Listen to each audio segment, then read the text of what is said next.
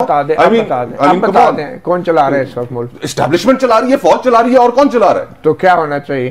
तो ऐसा नहीं होना चाहिए। इस मुल्क के इलेक्टेड लोगों के पास ये इख्तियार होना चाहिए कि वो ये मुल्क चलाएं, हुकूमत साजी करें। चलें, ये बड़ी अच्छी बात। लेकिन अब आप देखें, ये अब आप पे भी फर्ज बनता है। ठीक है, मैंने आपके प्रोग्राम के शुरू में मैंने कहा, यही बात मैंने की थी, और अब आप पे भी ये फर्ज बनता है कि आपने जो मुझे इस्तेहकाम के साथ जोड़ा, आप वो अपने अल्फाज भी वापस लें। नहीं, देखिए आपने मैं अपना सवाल वापस ले लूं। नहीं, आप सवाल वापस अभी आपने पार्टी बनाई नहीं है, तो आप मीडिया के साथ सवाल वापस ले लूं। देखिए, आप मेरे पास, अगर आपके पास जस्टिफिकेशन है मेरे रिकॉर्ड में कि जिसके अंदर आपको झोल नजर आए, देखिए बयानात तो जरदारी साहब ने भी बड़े डाले। देखिए, आप जरदारी साहब के बयानात का मेरे से ये मत करें ना, उन्होंने भी बहुत बड़े बड़े बयानात दिए थे, जो बयानात बतौर सदर दिए थे, बतौर पार्टी हेड दिए थे।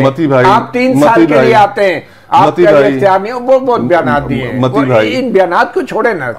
आप मेरे से फिर मेरे किरदार के बारे में सवाल करें ना, मुझे आप ये क्यों कह रहे हैं कि तुम इस्तेकाम की तरह? नहीं, इससे कोई, मैं इससे सवाल वापस ले लूं, आपको क्या फर्क पड़ेगा? मैं साफी हूं, आप कह रहे हैं मैं सवाल वापस ले लूं। छोटी सी ब्रेक लेते हैं और फिर हम एडवोकेट मुस्तफा नवाज खोखर से ये जानने की कोशिश करेंगे कि फिर इनमें और एतजाज एहसन और लतीफ़ खोसा साहब में क्या फ़र्क है, क्योंकि इख्तिलाफ तो वो भी करते हैं और डट के करते हैं, लेकिन पार्टी को नहीं छोड़ा उन्होंने। एक छोटी सी ब्रेक के बाद वेलकम बैक। हमारे मेहमान हैं एडवोकेट मुस्तफ़ा नवाज खोखर। खोखर साहब, एक तासुर ये है कि आपने जो एक री इमेजिन पाकिस्तान का कॉन्सेप्ट लाया है, ये बिल्कुल नया पाकिस्तान के कॉन्सेप्ट जैसा है, जिसका मकसद जो है माजी की तमाम सियासी जमातों को डिस्क्रेडिट करना है, पॉलिटिकल पार्टीज़ को, लीडरशिप को और इस्टेब्लिशमेंट के लिए राह हमवार कर दी। क्या उन्होंने खुद अपने आप को डिस्क्रेडिट नहीं कर लिया तमाम पॉलिटिकल पार्टीज ने? आप मुझे एक रिफॉर्म बता दें मीनिंगफुल जो इस मुल्क के लिए की हो। इस मुल्क को क्रिमिनल लीगल सिस्टम में रिफॉर्म्स की जरूरत है, क्या वो हुई? ये चार्जशीट तो देखें, नहीं, आप मुझे जवाब हिस्सा देना। आपने चार्जशीट कर दिया ना, आपने चार्जशीट कर दिया, मुझे जवाब, आप चार्जशीट भी मुझे कर रहे हैं और मुझे जवाब भी नहीं देने दे रहे। और फिर वो रोल उन तमाम जमातों का कि जिसकी वजह से ये सारा आज कहानी खड़ी है, आज ये मुल्क इस क्राइसिस पे पहुंचा हुआ है, कि हमें ये कहने की भी इजाजत नहीं है कि ये फेल हो गए। और फिर अगर हम उनके फेलियर की निशानदेही करें, आप आज अगर आप कोर्ट रिपोर्टर ये नहीं, आप आज अगर हम फेल हो गए, आपको कहना चाहिए पूरा माशरा नहीं, आप हुकूमत में रहे। देखिए, पूरा माशरा नहीं, आप फेल हुए, पूरा जमात फेल हुई, आप कहते हैं ये फेल हो गए, पूरा माशरा बड़े पवित्र हैं, ये तो नहीं हो सकता। माशरा फेल हो चुका है, पूरा माशरा। देखिए, माशरा बेचारे का कोई कसूर नहीं है, आप फेल हुए, आपकी पार्टियां फेल हुई हैं, आप इस वक्त बादाम अफगान नहीं बन सकते। नहीं, आप बादाम अफगान नहीं बन सकते। मुझे जवाब भी तो देने देना, आप जवाब भी नहीं देने दे। जी बताएं, आप कोर्ट रिपोर्टर हैं, आप कोर्ट रिपोर्टर है ना। अगर सुप्रीम कोर्ट में कोई चीज ठीक नहीं होती तो क्या इसका मतलब है कि, और वो किसी चीज की पॉइंट आउट करती है, तो आप कहेंगे कि वो एस्टैब्लिशमेंट को रास्ता दे रहे हैं? नहीं, हमने वफादारी का हल्फ नहीं उठाया अपनी पार्टी से। देखिए, कोर्ट से वफादारी का कोई हल्फ नहीं है कि आप मुझे ये कह रहे हैं कि आप तमाम जुबाबंदी कर दें, माशरे में जुबाबंदी हो जाए, कोई शख्स किसी का फेलियर ना पॉइंट आउट करे। और फेलियर जो है, आप कहें जो हमारा फेलियर है वो मैं कबूल करता हूं। क्या मैं चेयरमैन था इंसानी हकूक कमेटी का? आप मुझे बताएं, और मुझे ईमानदारी से बताएं, क्या वो मेरा जो पीरियड था इंसानी हकूक कमेटी के चेयरमैन का, वो एक फेलियर था? ईमानदारी से बताएं, और बाकी सबके साथ कंपेयर करें। उसका रिजल्ट क्या हुआ? देखिए, आप कितने लोग बाजियाब हुए? आप छोड़ दें। आपने अच्छे बयान दिए, नहीं छोड़ दें, अच्छे खत लिखे, अच्छे ऑर्डर दिए, कुछ भी नहीं हुआ। एक सेकंड, अभी भी लोग उठाए जा रहे हैं। मैं आपसे सिर्फ ये सवाल कर रहा हूं कि आपने इस मुल्क की तारीख में, 75 साल तारीख में कितने आए होंगे, कितने गुजरे होंगे? बिल्कुल सही, ठीक है।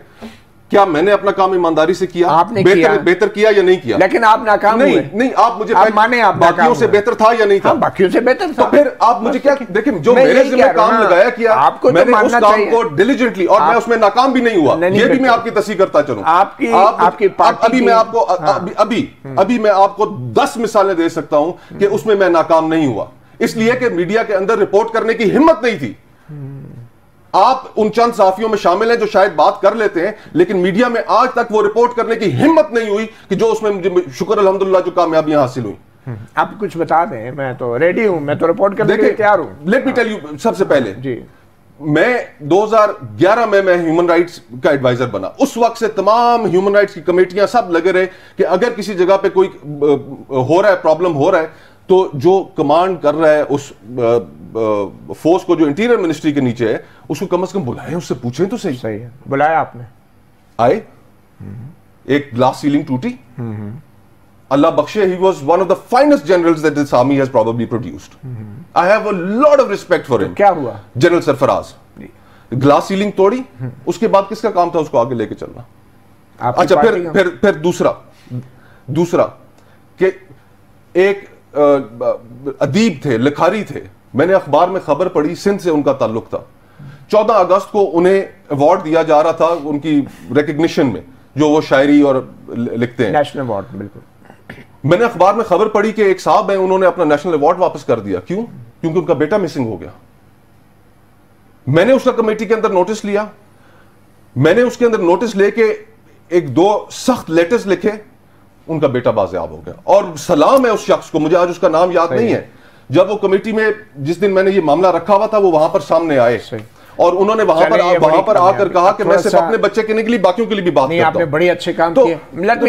अब मैं क्लैरिफाई करना, जहां कहीं पर मैं क्लैरिफाई कर दूं ना, आपने बहुत अच्छे काम किए इंफरादी तौर पे, मगर जो मेरे जिम्मे काम लगाया गया, एक सेकंड, जो मेरे जिम्मे काम लगाया गया, जो आपने काम किए अच्छे किए, लेकिन यहाँ बैठ के हम पूरी कौम के सामने पूरी पीपल्स पार्टी का जो वो करती आई है वो आप मेरे जिम्मे नहीं डाल सकते। आप मुझसे सवाल करेंगे कि जो मेरे जिम्मे काम, मुस्तफा तुम्हारे जिम्मे ये काम लगाया गया, तुम सेनेटर थे, तो क्या तुमने इन चीजों के ऊपर बात की?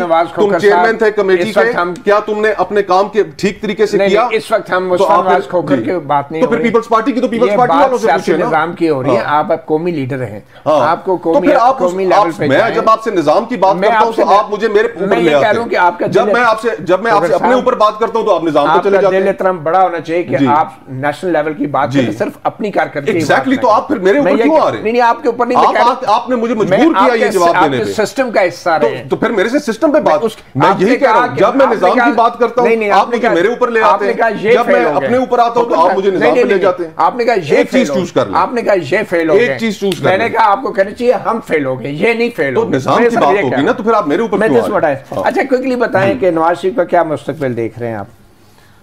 देखिए, मुझे फ्रैंकली मियां साहब से I have no qualms with him, ठीक है, उनके साथ एक ज्यादती हुई है मियां नवाज शरीफ के साथ, जिस तरीके से उनके साथ ज्यादती की गई वो गलत था, लेकिन आज जिस तरीके से वो वापस इक़्तिदार में आना चाह रहे हैं वो पाकिस्तान के लिए ठीक नहीं है, उनकी अपनी सियासत के लिए ठीक नहीं है। ज्यादती पे कोई एहतसाब होना चाहिए, नहीं हो छोड़े। देखिए फिर असगर खान देखें, तो ज्यादती के अंदर एहतसाब उन्होंने, सबसे पहले आप मुझसे पूछ रहे हैं, उनसे पूछे, उन्होंने दरखास्त दी है। उनका भाई वजीर आजम था, उनकी पार्टी का वजीर दाखिला था, वजीर कानून था, वजीर दिफा था। ये वो बताए ना कि भाई उन्होंने 16 महीने में क्यों नहीं किया। आज भी एक वहां से एक दरखास्त किसी भी जगह ऑनलाइन एफआईआर की तो दी जा सकती है ना। बिल्कुल सही, तो दे आपने भाई की उनकी स्टेटमेंट चलाई। बहुत शुक्रिया advocate Mustafa Nawaz Khokhar, we wish you good luck. I really hope that we would have had a reasoned discourse। बिल्कुल बिल्कुल I appreciate your questioning। बिल्कुल करेंगे, बड़ी बेसिक सी बातें, क्योंकि आपने अब नेशनल लीडर बनना है, नेशनल नई पार्टी लेकर आनी है, तो आपने बहुत सी चीजों को देखना होगा और आपकी रहनुमाई भी चाहिए होगी। Wish you good luck in that case, और उम्मीद है कि जो भी नई पार्टी होगी वो पुरानी वाली पार्टियों की तरह नई पार्टी नहीं होगी। अच्छी बात है, और ये नई पार्टी सड़कों से आएगी, ड्राइंग रूम से नहीं। सहाफ़ी प्रोग्राम से इतना ही इजाज़त दीजिए, अल्लाह हाफ़िज़।